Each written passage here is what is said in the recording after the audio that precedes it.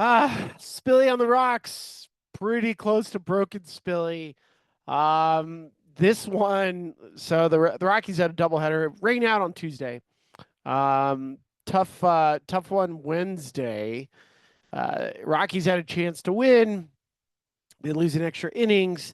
That game, Chase Dolander matched up against Jackson Jobe. So two top draft picks from a couple years ago. They matched up. It was actually kind of fun to see Chase against this Detroit Tigers team. Tigers are good. I'm telling you. I've said it. The best team in the American League is the Detroit Tigers. The coolest thing that happened, by the way, as a quick aside, was Jack White and was in town. He's actually performing at Mission Ballroom. I believe I'm recording this Thursday night, but he's playing tonight and he's playing Friday night. So if you get a chance to go see Jack White, go see Jack White. That was my first walk-up song. Very first Spilly walk-up song, 2006, was the White Stripes, and I don't remember. See, I don't remember what year the White Stripes, and I walked up to Seven Nation Army. So let's see, what year was White Stripes, Seven Nation Army? Uh, what year was that song came out? It was early, right? And I felt like I was ahead of the curve. Then it turned into like a big song in stadiums. 2003. So I was kind of funky, right? I listened to different music. I like like alternative rock. I like folk music. Big music person, so I'm a big fan of music. So, anyways, I walked up to Seven Nation Army in 2006, and what was cool was Jack White is from Detroit, obviously, and he's a big Tigers fan. So he came to games. He came to games. He was in the crowd. He was there, wearing all black. Why do rock and roll people always wear all black? Also, if you want a homework assignment, which I never give you any homework assignments for listening to Spilly on the Rocks. But there's a great documentary. It's with Jimmy Page, The Edge, U2's guitarist, and Jack White. And I think it's called Play It Loud. Um, Documentary about these three guys just kind of like jamming and riffing together. And I think when you come away from this, this documentary, you tell me who you think the best guitarist of that group is. Kind of leading the witness here. Jack White's pretty incredible. The movie starts out with Jack White in his garage building a guitar out of like a wire, a little pickup amp, and some wood, and he just starts playing it with a bottleneck. It's like crazy. He can literally make music with anything. So, anyways, Jack White was there, and he's a huge baseball fan, big baseball fan. And he actually is part owner of a bat company that big leaguers use. It's called War Stick. And yeah, he's part of it with Matt Kemp, former Rocky, right? Dodger great. And Ian Kinsler. Ian Kinsler, great player. Awesome. Awesome dude. I love Ian. So, anyways, Ian Kinsler, they met in Detroit when Kinsler played for the Tigers, and then Jack White got involved with baseball. So Jack White, huge fan, easy to root for. So if you're around Friday, you're like, hey, what should I do tonight? There's, if I don't go to the Rockies Padres game, what should I do? Go to the Mission Ballroom. Mission Ballroom, awesome venue, unbelievable venue. I love that venue. So great venue, great place to go watch music. Uh, but this Rockies team, I told you the Tigers were good, best team in the American League, and so it was kind of fun going back to Wednesday, seeing Chase Dolander match up against this Tigers lineup, which is relentless. And there's no name in this lineup that you're like, wait, what? Who's that? You're like, who's Spencer Torkelson? Who's Kerry Carpenter? Who's Riley Green? Who's Andy Ibanez? Like, who are these guys? Who is Trey Sweeney? Like the whole characters of the Tigers, you have no idea who they are. You look at their bullpen, you're like, I don't know any of these guys. What the Tigers do is what I hope the Rockies will see as a blueprint. It's there. You can match that. They are a offense that doesn't chase, one of the lowest chase rates in baseball. They swing very heavy first pitch. They're a big first pitch swinging team. They swing at strikes. The lineup will walk. The lineup will hit homers. They hit a lot of homers. This road trip, it was 3 cities. They went 7-3. Good team. They can pitch their tail off too. Tarek Skubal was a Cy Young Award winner last year. They got Jack Flaherty back, who's been fantastic. He really found a home in Detroit. They have this kid, Reese Olson, who's a good pitcher. Casey Mize, first overall pick a couple of years ago. They're good. I mean, they really are good, but they do a lot of little things really well. They run the bases exceptionally well. They don't steal bags, but they go first to third better than any team in baseball. They'll always take the extra 90, which is great. And when I say 90, it means 90 feet. So they take the extra 90, constantly just like pounding you. And so this was a real big litmus test for the Rockies. They got day off Monday, rained out Tuesday, and then Chase ran out after a couple innings because he was dealing with his finger. He's got his index finger, his nails like coming off. And so like it's hard to command the strike zone. I'm not making excuses for any of these guys. I'm just telling you what's happening. So he lost some command and then ended up having to get run out. And so the Rockies bullpen was on display. Rockies bullpen, if there's any silver lining, there's really no silver lining whatsoever with the Rockies right now, but the silver lining is the bullpen. They have been since April 9th, check this, second lowest ERA in the entire major leagues. The entire major leagues, the best one's Detroit. Of course they are. But Rockies are right there. And so you head into Thursday. It's a doubleheader, traditional doubleheader, which are super fun. And I think today broke Kyle Freeland. Today broke Kyle Freeland. Thursday doubleheader broke Kyle. Really sloppy defense behind him. 3 errors. They end up losing this game. They had 3 hits, 3 errors. They scored 1 run. Rockies notes on today's day. I love how they have been just frank about it. Rockies were swept in the doubleheader for a second time this year. They were outscored 21-3, a minus 18 run differential, tied for the largest negative run differential in a doubleheader sweep in franchise history. I mean, they got boat race today. The Rockies' 31 losses through their first 37 decisions are tied. Check this. This is in the notes. It's the first line. Are tied with the 1988 Orioles for the most losses in the modern era. Kyle in game 1 went 3 innings, gave up 11 hits. He was getting pounded. 9 runs, 5 of those were earned. The Rockies have allowed more unearned runs than any team in baseball. They've actually scored 1 unearned run this season. And after the game, there's a bit of a team meeting, I believe, but Kyle spoke to the media after, and I'll share this really quick, and you'll see a broken Kyle Freeland. And like, it's just hard, right? Like it is not a fun sequence right now that the Rockies are going through. It really is not fun. And these guys are like grinding hard. They're grinding super hard. So here's Kyle in the press conference. He was asked, what do you say to the fans? And he basically says, check this out. He's broken, emotional. That's it. Keep riding. We're trying. That's it. Keep riding. We're trying. I mean, look at him. Look at him.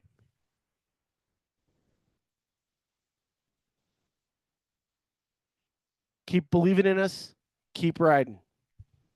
Keep believing in us. Keep riding. Well, it's kind of hard right now to believe in the Rockies because there's just so many bad things going on. We did see some, around the league. Derek Shelton ends up being the first manager fired. So he was fired from the Pirates, and Don Kelly took over. Don Kelly also played for the Tigers. So a lot of people cheering for Don Kelly. By the way, Derek Shelton, I said this. I continue to say this. Here's my take on managers getting fired, especially from certain organizations. The Pirates specifically, 27th in payroll. They have not spent over $100 million in God knows when. They've had good teams. Right now, they have a really good core of pitchers with Paul Skeens, Mitch Keller, good pitcher. They have some guys that are good, like they can pitch, but they can't hit at all. And so, for Derek Shelton, he's trying to deal with this team that is not very good. Hey, good night, buddy. And so it's just one of those things when you think about when you think about like a manager, why he has to wear it, even though it's the GM and the ownership that has given him a really poor roster. That's the facts. I mean, there's no way around it. Like he doesn't have a good roster, so Derek Shelton wears it. It's kind of like status quo. We saw hitting coaches. Donnie Ecker got fired. I talked about that. Got fired because the team wasn't hitting. You saw Clint Hurdle taking over for the Rockies because the team isn't hitting. The team isn't hitting because of coaching. That's the reality of it. The team isn't hitting because of poor coaching. Of course, there's things that they can do to improve, right? You can be better with analytics. You can have maybe a better approach. You can have, some stuff that the Rockies don't use that other teams use. But regardless, I mean, it's coming down to player personnel. And the roster's short. I mean, that's the facts. So you look at Detroit, their roster's pretty steady, right? The entire lineup works as a group, works as a unit. They all have similar, characteristics. They don't chase. They swing at pitches in the strike zone. They have one guy that is like a massive chaser, and that's Javi Baez. But these two games, oof, for the Rockies, I continue to say like firing a manager here, like I know people keep asking for Bud Black's head. What does it do? Other than it just shows that you're making a change. The changes have to come from within, like all around. Like I keep saying, like get a third party audit, just see where you're at. Like there really isn't much you can do except for wearing it. You're going to wear it. This is going to be a historically bad team. They're in the strongest division in baseball. They're going to get their butt kicked. I mean, that's just the facts. They're going to continue to compete and do what they do, but I mean, it's they're not as good as the Padres. They're not as good as the Dodgers. They're not as good as the Diamondbacks. They're not as good as the Giants. They're going to play the Padres for 3 games this weekend. Padres are the best team for me in the National League. They're the toughest team to strike out. They punch tickets. They have an unbelievable bullpen, play quality defense. All these things that the Rockies just aren't doing, not doing. So disappointing. Another 3-game sweep at home. Every stat is negative. There's not a good stat. The good stats are coming from the bullpen. Really love the Zach Agnos kid. The split finger is awesome. Great pitch. Took a loss, but that was in extra innings. Part of it wasn't his fault. Like there's an error in there, so he had to wear it. Seth Halverson's is a dude. This guy's touching 100 virtually every pitch. Has a great split finger. Angel Shiviyi. Shiviyi's been really good. Jake Bird's been fantastic. The bullpen's been great. Great bullpen. But the lineup just isn't scoring. It is the hardest I've ever seen hitters trying to hit right now. I mean, there's so much talent coming in on the mound. It's just nonstop. 95, 96, slider and hitters counts. Like it is really hard to hit. The teams that hit are the ones that have these innate approaches where they just don't swing at pitches outside the strike zone and they make contact in the zone. That's not the Rockies. That's not how they're built right now. It's going to take some time. It's going to take some time, but really frustrating to watch. They broke Kyle Freeland today. You're not going to break me, Rockies. No way. I'm too positive. I'm too positive. I am in it. I love watching baseball. I also got this other one. I want to point this one out too. So if you're curious, like, all right, the Rockies, whenever you see like a second game of a doubleheader, you're always going to have small crowds. Always, like it doesn't matter. The second game of a doubleheader, traditional doubleheader, is always really small. And I got a tweet today from from a Rockies fan, like, look how embarrassing this thing is, and blah blah blah blah blah. Like they can't fill in the seats and all this stuff. And I was like, wait a second. you don't know what you're talking about. Again, you don't know what you're talking about. The Rockies this year, in their home attendance, um, they're up. They're up 12,000 fans from a year ago. They are up. They're not down. They are up. They're about 800 fans more per game than they were a year ago. So still can't say it. I mean, you can't say like nobody's showing up. It is the most beautiful ballpark to go to. Watching a baseball game at Coors Field is an absolute treat, even if the Rockies aren't playing well. The teams that are coming in, there's some unbelievable teams that have come in. This month you just saw the Tigers. If you're a fan of the Tigers, I'm telling you, you should have watched them. They're fun to watch. Padres are in next. They're awesome. We're gonna get the Yankees are coming in. Attendance at Coors Field is gonna be great.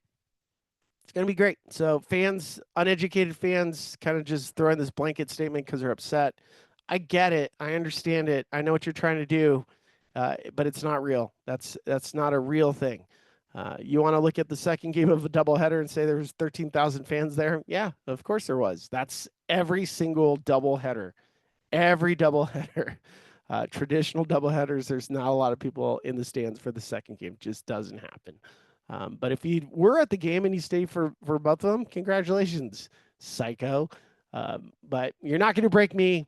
Not going to break me. So Padres come in next, Friday, Saturday, Sunday. Then the Rockies head out on the road.